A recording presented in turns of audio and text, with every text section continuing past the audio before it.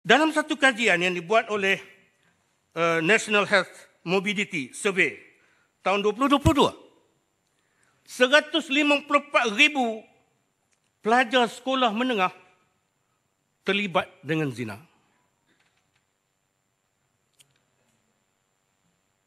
Saya guna zina tu WDP. Daripada 154,000 tu, sebanyak hampir 90% anak Melayu Islam. Kejutan yang hebat sebelum ini ialah kebanyakan yang dianalisa umur 14 hingga 17 ke 18 tahun. Tapi dapatan ditemui sekarang umur 13 ke 9 tahun. Yang terbaru, betulkan saya kalau silap, di Penang, anak-anak umur 9 tahun sudah melahirkan anak. Anak umur 13 tahun. Sahabat-sahabat sekalian, kalau dalam keadaan macam ni, kenapa benda ini boleh berlaku macam ni? Data adalah fakta. Kita tak boleh nak nafikan. Walaupun itu sejumlah kecil yang nak ambil, tapi dia menggambarkan keseluruhan. Itu tak masuk lagi gejala sosial yang lain. Pelakuan luar tabi'i, hak tu tak ada anak zina tu. Datuk, hak luar tabi'i, laki-laki dengan laki-laki, perempuan dengan perempuan, hak tu tak ada anak zina. Itu cerita lain pula.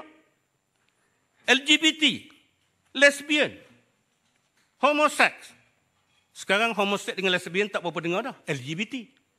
Cuma dalam isu-isu yang terbaru macam ni, saya melihat kerajaan tidak begitu peka. Dalam orang riuh tentang isu LGBT, tetapi kita import menyanyi dengan pecah rekod kehadiran. Siapa yang datang? Sahabat-sahabat sekalian, dalam ruang kata tentang LGBT yang lain ni, saya yang tadi angka tadi kalau dikira dalam data ni saya tak boleh diperbetulkan 95,000 yang dah terlibat. Itu daripada data jumlah yang dikaji. Artinya ini adalah suatu gambaran yang sangat menakutkan. Sebab itu kalau Barat dia mengajar ilmu seks di sekolah, pendidikan seks, dia mengajar ilmu pendidikan seks macam mana nak tangani kesan daripada hubungan zina. Macam mana nak pakai kondom lah, macam-macam. Itu nak sekat daripada implikasi.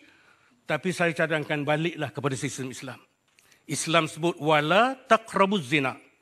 Jauhkan daripada zina.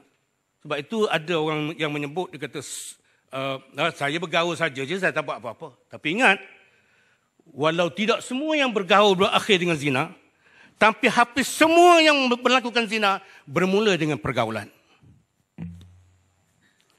Tuan-tuan, saya sebutkan ini isu kita. Apa bakal jadi 10 tahun yang akan datang? Nasab sudah tak keruan. Apa yang Menteri Undang-Undang, apa yang Menteri Agama, apa yang Menteri Komunikasi, ini pun satu hal. Saya sebut ni bukan mempersoalkan. Apa yang kita boleh buat bagi menangani gejala yang besar ni. Tuan-tuan, hari Khamis baru ni, sahabat-sahabat share dengan saya suara netizen. Wakil, biarlah saya guna nama politik pun. Dia sebut, dia kata, Senator PAS ni rupanya suka tengok filem porno.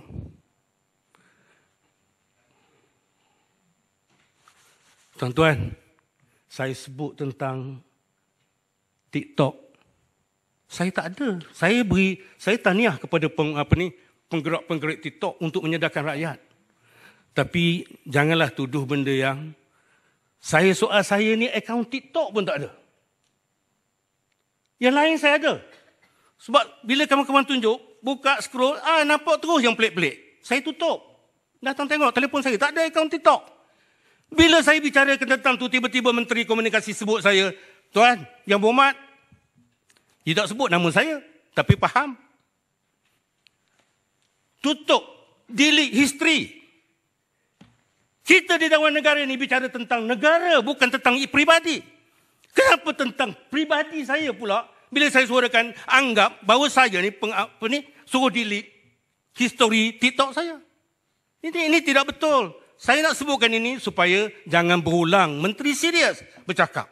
Menteri jangan simply lepas balik paku buah keras yang tak patut kepada ahli dewan yang bertanya demi kemaslahatan umat dan negara yang akan datang.